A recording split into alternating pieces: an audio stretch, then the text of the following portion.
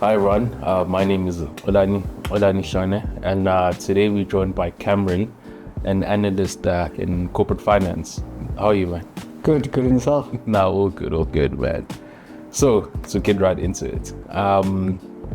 When you started your articles at Moore, you started off with just a bachelor's degree from BITS.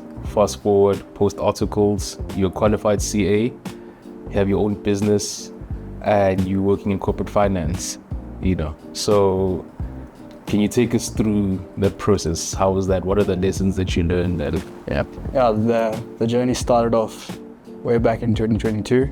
I'd failed CTA twice already, and was kind of in the pits of kind of my confidence levels and self-esteem, and I wanted to give up on the dream. And essentially got the opportunity to come over to Moore, who kind of allowed me to do my CTA while kind of getting experience in audit and my first year of audit. And that's kind of where this journey kind of started trajecting upwards quite quickly. I got through first year, passed my CTA, and then board 1 and 2 passed on the first attempts. Qualified as a CA, opened a business in my third year of articles, and now we're sitting opposite each other as two qualified CAs, both kind of experienced in the corporate finance space now. Yeah.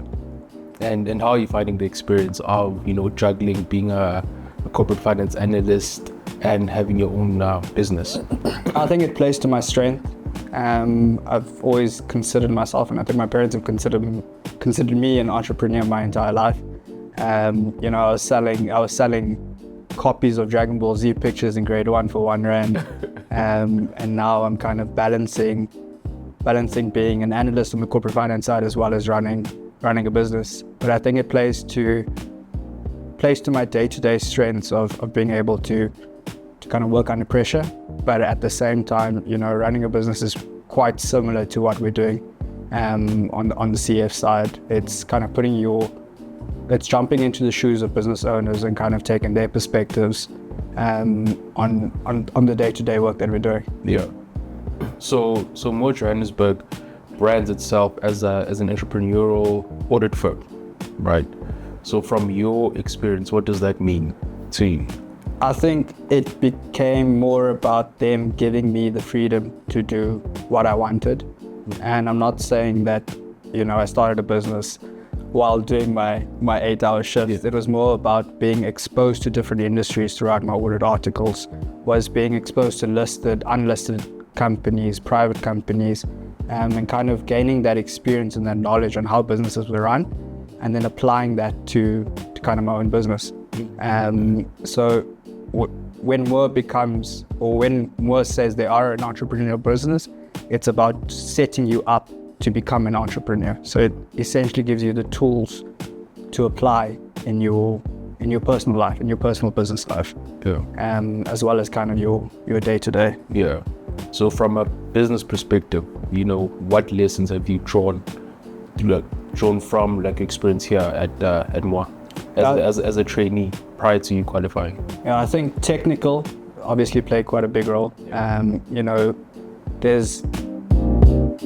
There's all these lessons and all these, the book way to do things, or the way IFRS says you do things, but how do you apply that in a practical sense?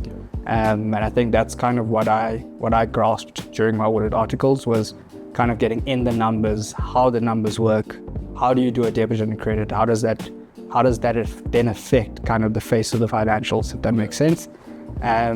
But I think it also prepped me in terms of soft skills. Sure. I've always been a people person, but I've never been good with soft skills, especially dealing with people one-on-one. Yeah.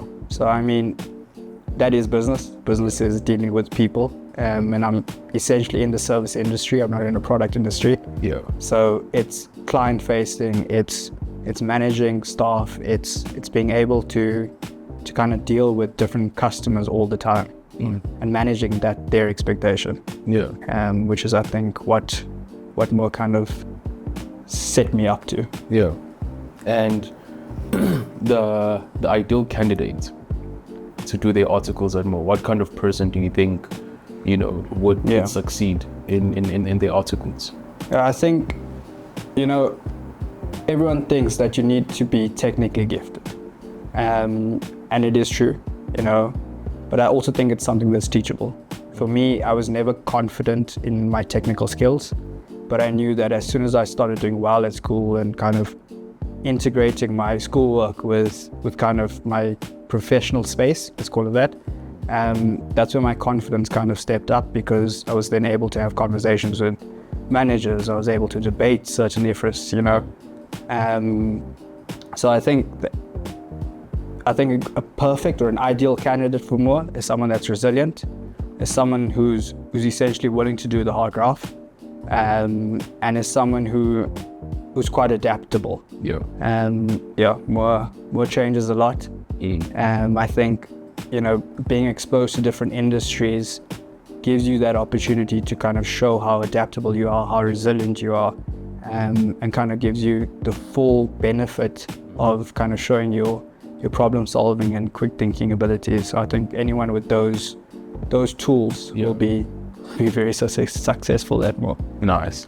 And in closing, man, what's one memory like that sticks out, that you can remember, funny or embarrassing, or throughout your article journey? It's been a long 4 years. There's a lot. I think just making good friends here. Sure. I remember probably my first day was probably my favorite. I rocked up in crutches with my leg fully bandaged, and I was kind of greeted by this big Afrikaans man.